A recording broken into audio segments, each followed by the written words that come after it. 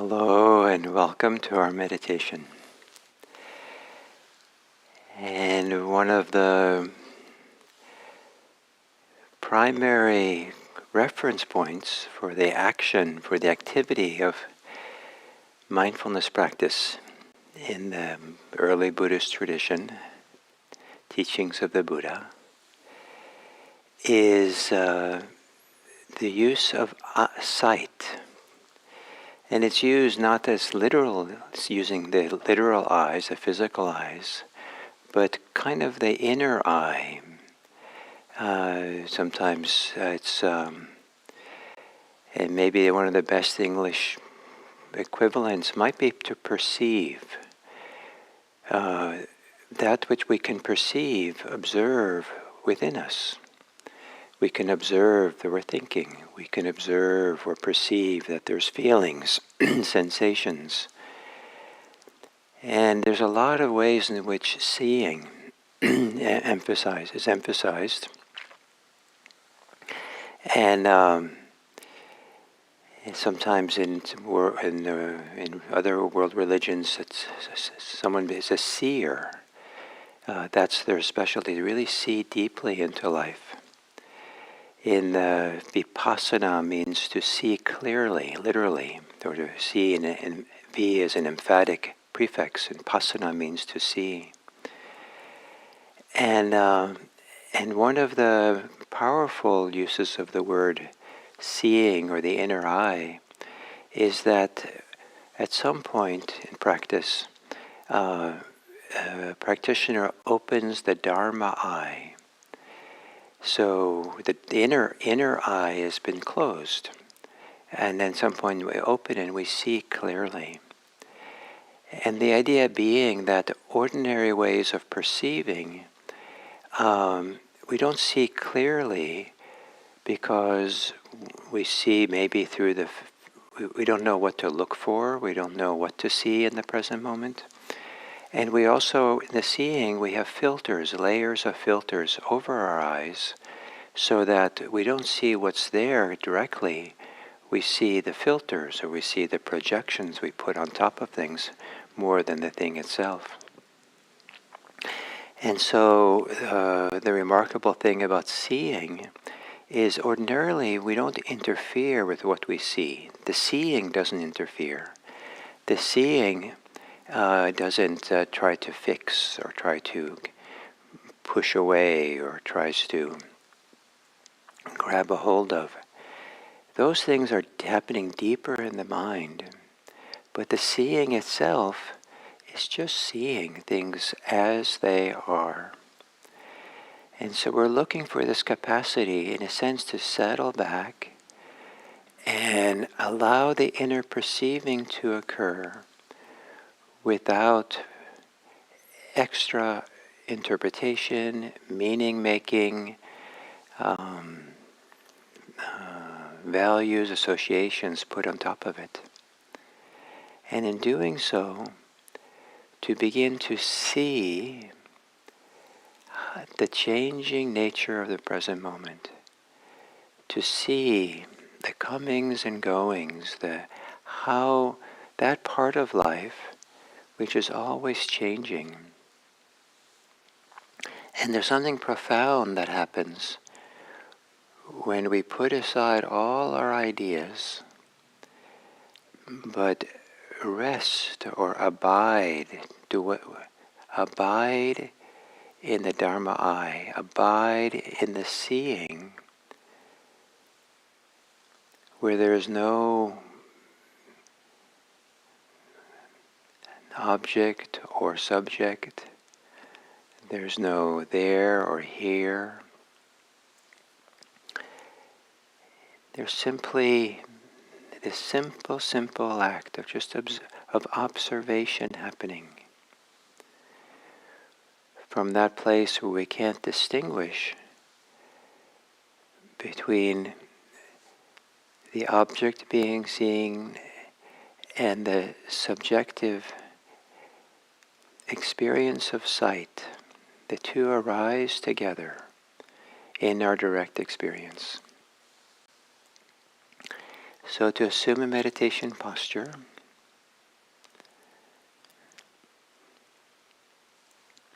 and to gently close your eyes.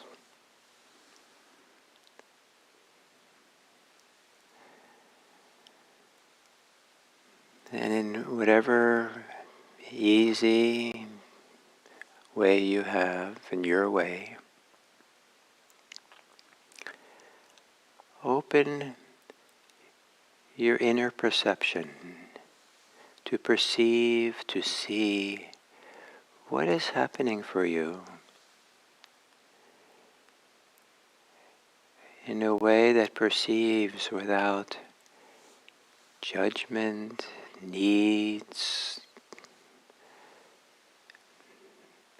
wants and aversions, so that you're curious for a few moments. What is your capacity to perceive, to know, to observe in the simplest possible way, where everything is allowed to be there as it is, in its present moment simplicity, without a past and a future, just a thought, just a feeling of the moment, a sensation.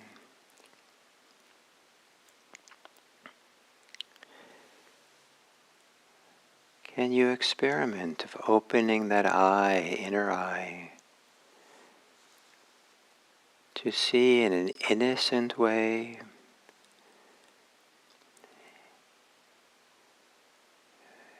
see without agenda, just for a few moments more, just to observe and be with things as they are.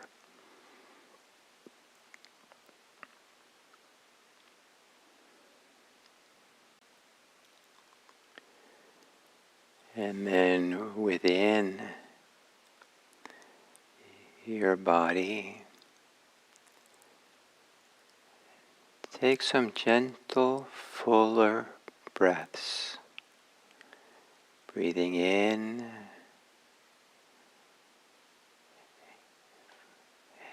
and exhaling.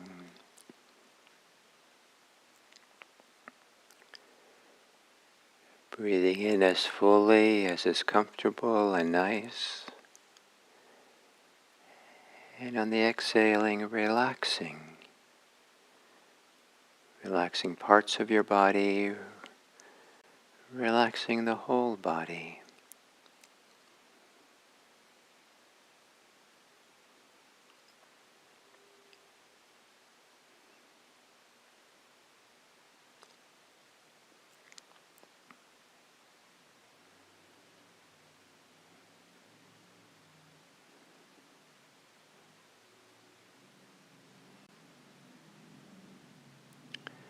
Letting your breathing return to normal.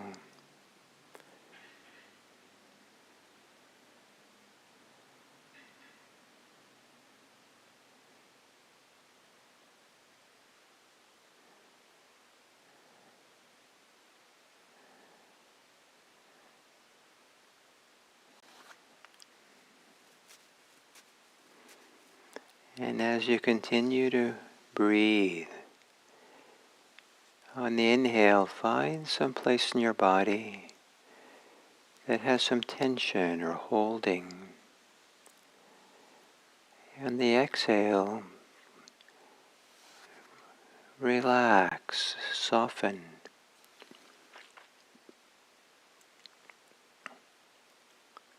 Without ambition to do it well, just lightly. A light softening in the body.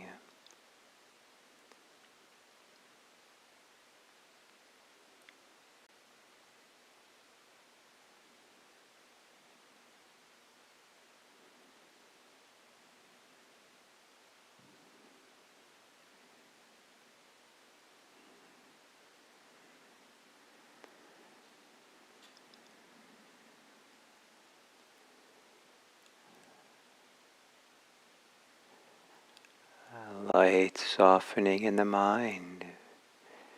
Feeling the tensions in the mind as you breathe in. and a softening as you exhale.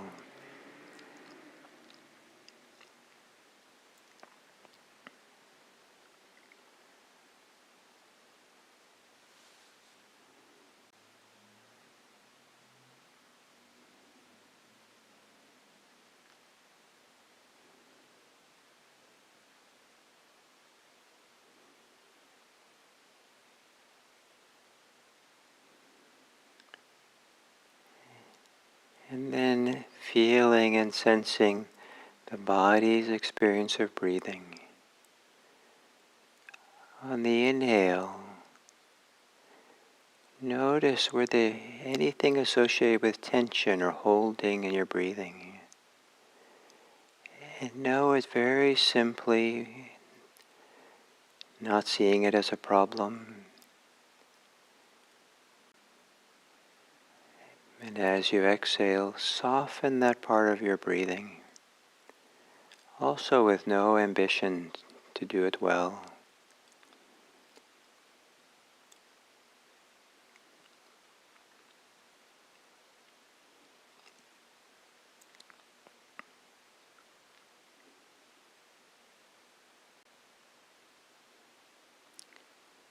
Or notice the tension in breathing as you exhale. And maybe there's a way of softening that area as you inhale.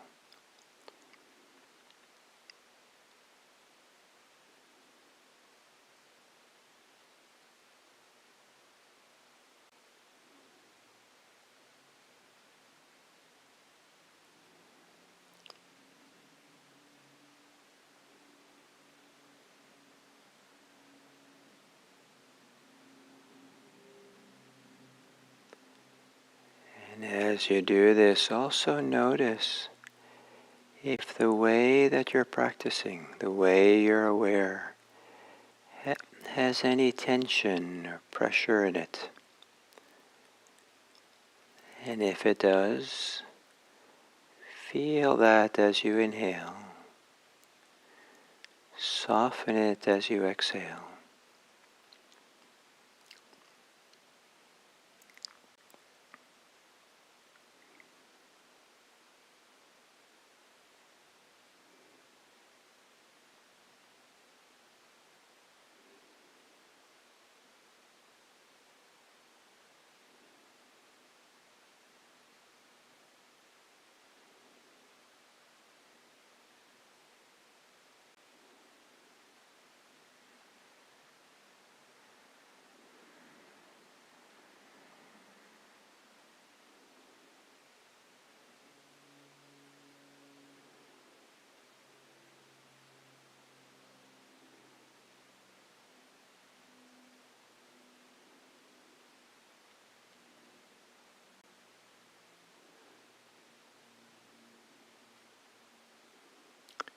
And then as if you're opening your inner eye, your Dharma eye,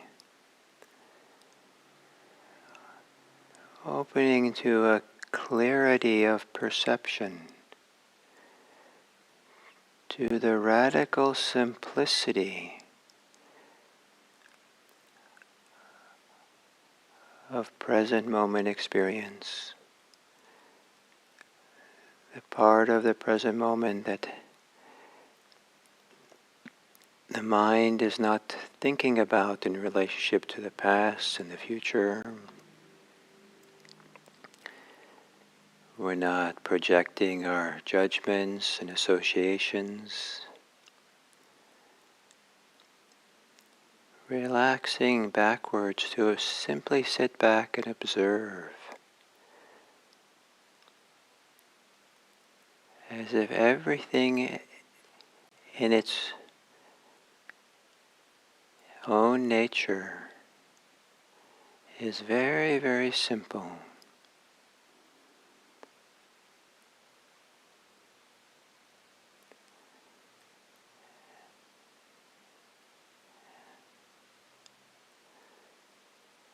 Like you're laying back, watching the clouds drift and shape-shift in the sky.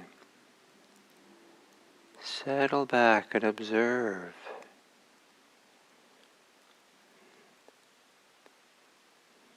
drifting, shifting sensations, experiences, as they come and go in the present moment.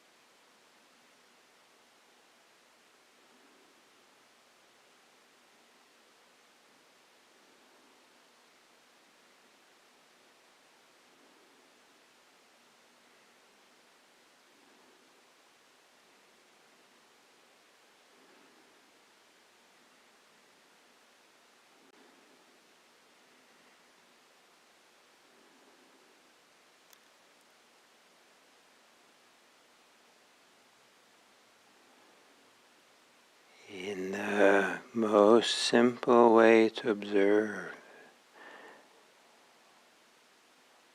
there is no self-concern, no reference back to me, myself, and mine.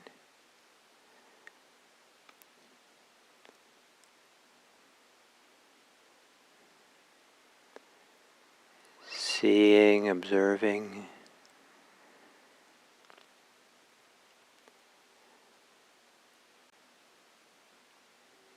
is this radically simple act of clarity to what is happening now, whatever it might be.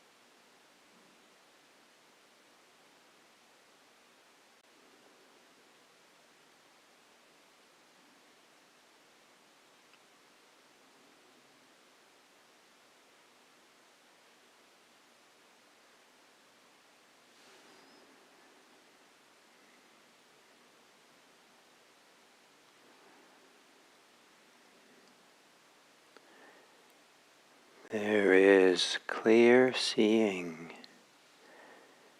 of the simplicity of this moment. A seeing that can also know how we make it more complicated than it has to be. With judgments, me, myself, and mine, being pulled into thoughts. Whatever complications you add to it, see that clearly too. See it as present moment phenomena, nothing to fix or change.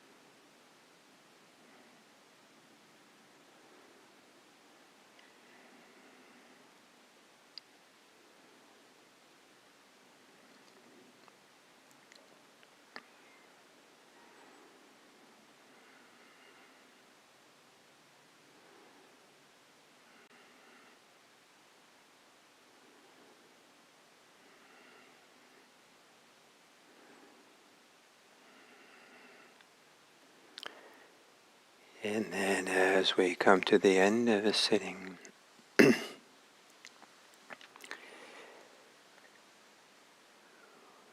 with maturity in practice, practitioner has what's called in Pali dasana. In Sanskrit is darshana, darshan.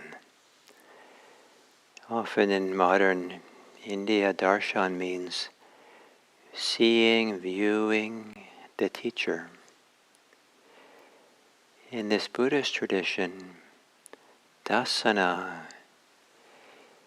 is seeing the present clearly, seeing the Dharma, seeing the arising and passing of phenomena. Something about seeing the changing nature of experience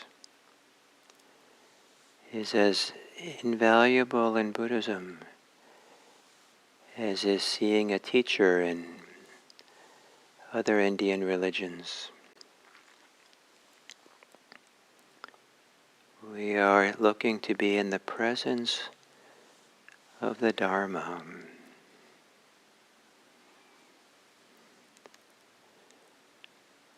In our own direct experience.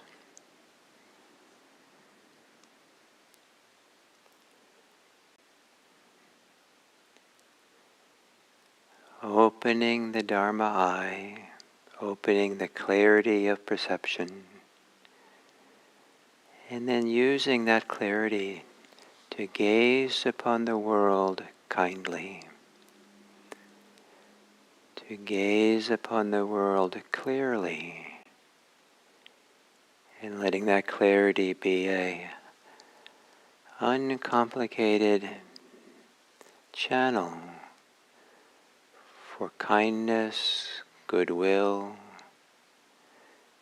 care and love, so we can live inspired to wish well-being to others. May all beings be happy. May all beings be safe. May all beings be peaceful. May all beings be free.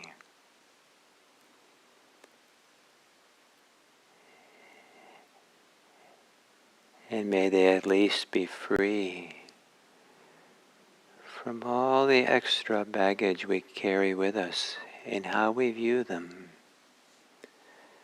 May our seeing be free of how we project onto others.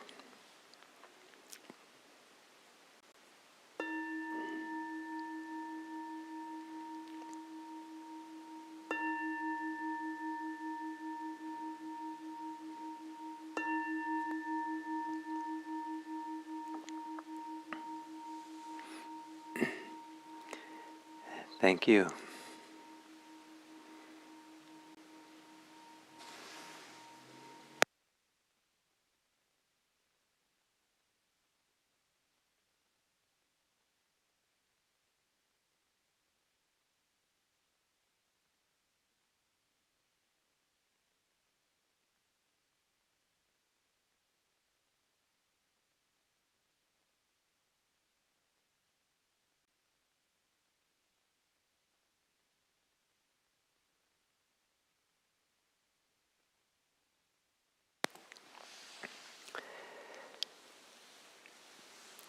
Hello and welcome to the second talk of a series called New Vision, having a new vision through Buddhist practice. And so the practices of samadhi, the practice of insight, prepare the ground for being able to see in a new way. And mostly what that means is to see with clarity, the clarity that comes when we don't have filters of projections, judgments, commentary, past associations, hurts, desires, that goes in the very act of seeing.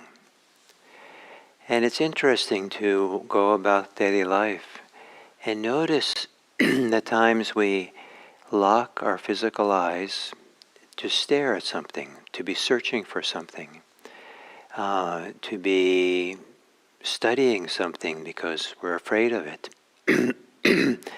And to notice, contrast that with times that the physical eyes are at ease, floating in their sockets, gazing upon something in the present moment, allowing the present moment objects just be what they are as they're seen, independent of our associations, meaning-making, projections into the future, independent of of what it means for me, myself, and I, independent of preferences, independent of our impatience and our to-do list, just taking a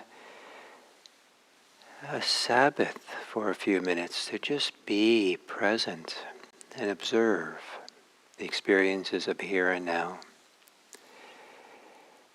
And in the Dharma, there comes a time when the mind is concentrated, stable in the present moment, the mind is soft and pliable, and workable in the sense that yes, if we want to be in the present moment, we can stay there. and deeply at ease, deeply with a sense of well-being. So there's no hurry, nothing to do, nothing to get, nothing to be, and just to be here. And at some point, there's a dramatic moment, or a very significant moment that's called opening the Dharma eye.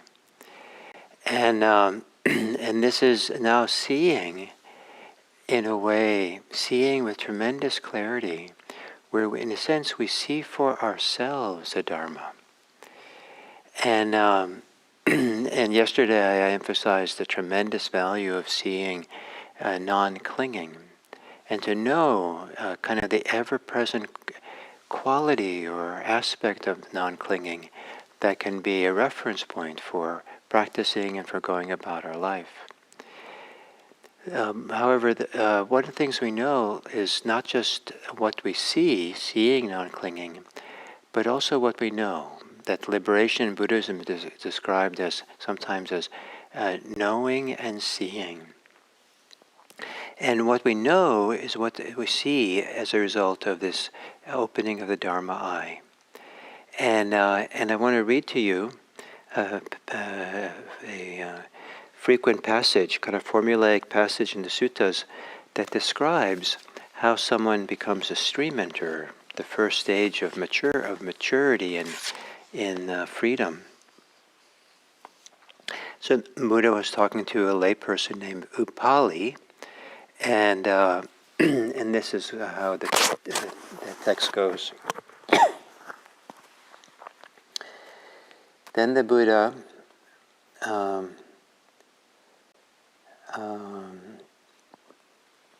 gave the layperson Upali progressive instruction, that is, talk on giving, on generosity, talk on virtue, talk on the heavens. And the Buddha explained to him the danger of sensual pleasures and the blessings of renunciation. When he knew that the householder, Upali's mind, was ready, receptive, free from hindrances, elated and confident, he provided to him the teaching special to the Buddhas: suffering, its arising, its cessation, and the path.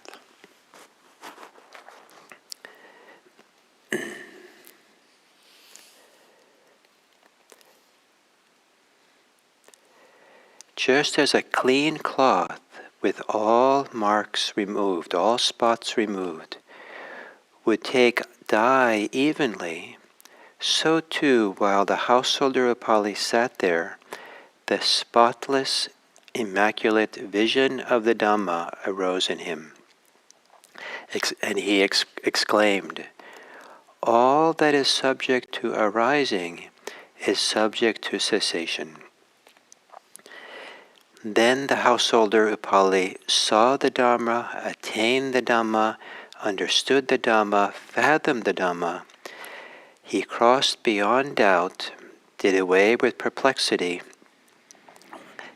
became fearless, and became independent of others in the Buddha's teachings.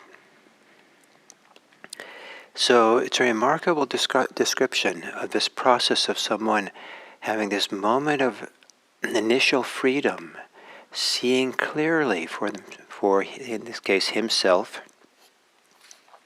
And what he sees that suffering, emotional pain, is something that comes and goes, arises in passing, rather than seeing it as a big, knotted up fist or tightened up fist that doesn't move. That suffering actually, if we're really still and quiet, really listening, maybe elated, maybe happy, maybe settled in, happy to be in the present moment, not impatient, not trying to make something happen, but really settled here, then something begins opening up in our sight. And one of those things is we see that the sense of solidity of suffering has a lot to do with our reactivity to it, our involvement with it, our incessant thinking and relating to it as something. If we allow it, leave it radically alone. Don't try to fix it. Don't try to judge it. No past and future. At some point, when the mind has these wonderful qualities. Ready, receptive, free from the hindrances, elated and confident. That's not an easy mind to have. You can't just sit down and expect to have it the first time you meditate. And but to have done the homework of developed a real steadiness, stability, samadhi, to done the initial preparation of learning to really know how to see clearly enough to start having insight into the three insights that I've talked about. There comes a time when the mind really lets go in a deep enough way of its projections, its associations, its engagement, its reactivity, that we see something remarkable. And it might be very hard to appreciate unless you really can have this experience, that we see that the suffering is like a fist that opens and closes, is there, and then releases. And in that movement, in the release of it, of the fist, the hand can finally relax. In the coming and going of our suffering, in the going of it, when it's not there for a moment in our direct experience, that we see that there is a deep rest. And now we know. Someone who's opened the Dharma eye knows how freeing it is to see the changing nature of present moment experience, to see that things come and go, that things are impermanent, in flux, in constant coming and going. And of course, if we lose touch of that and we lock in again, and this is how things are, then we enter back into the world of suffering. But there's something about settling back and having the Dharma eye that can see and understand the changing nature of phenomena, that can know, even though that this is the way forward, this is where freedom can be found.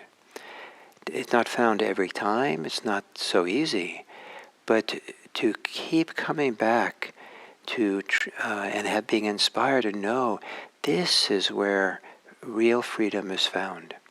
If I want darshan, if I want to really be in the presence of what is sacred in the Buddhist language, we're present for something which cannot seem so exciting, not seem so ultimate, not seem so dramatic, because we're not being somehow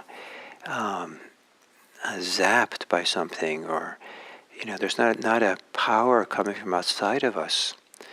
Rather, we see in such a way that the mind begins to release. The fist relaxes.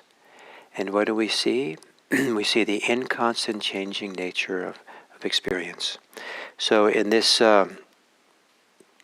this particular passage, the translator calls it the spotless, immaculate vision of the Dharma arose in him. This is called, also other places, it's called the opening of the Dharma eye. And the eye that can see the Dharma. So, and this gives us a new vision. And the new vision is that how invaluable it is to really abide in, to rest in, to know, stay close to the inconstant changing nature of present moment experience. I'm fairly confident that for many of you listening to this, it doesn't seem like such a big deal. It seems like maybe kind of maybe simplistic given how complicated the life is. But you might, over the next 24 hours, um, just provisionally or with some degree of willingness, stay close to noticing how much things are always changing. Light, temperature, people, activities, feelings, sensations in the body, thoughts. Just notice, oh, it's changed. It's changed again.